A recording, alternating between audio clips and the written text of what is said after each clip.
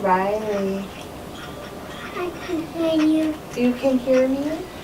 The girls have been hearing impaired since birth, essentially. They all have enlarged vestibular aqueducts. Because of that condition, they've progressively lost more and more hearing over the years. CMU and Dr. Colby at the Michigan Ear Institute, they do things differently.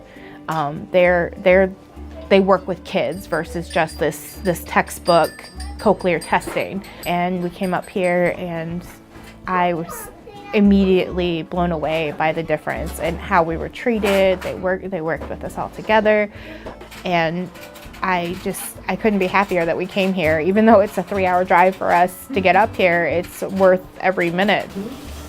Green. Green. White. White. For them to go through it together, I think, and the fact that they let them go through that together, I think that is going to be something that they will always appreciate, and the fact that it helped them get through it. That made it easier for, I think, all of us, because they were being brave for each other and worrying about each other, and they weren't so scared for themselves because they wanted to make sure that the other ones were okay. It was overwhelming, and them to understand me and Quinn to recognize my voice. That was the best feeling in the world, to know I did the right thing. I made this huge decision and it was the right one. And that as a parent, I think that's all you can really hope for, is you make the right choices for your kids. Probably swim and talk and play at the beach, because now we can just go in the water and we still hear each other.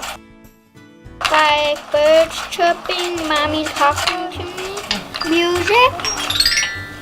To be more relaxed and spontaneous, I guess, and spend family time where we can just sit down and have a conversation and not have the yelling and the arguing and the talking over each other because they can't hear each other, and then they're mad because they get interrupted, and then they, that I'm really looking forward to that, to the family time.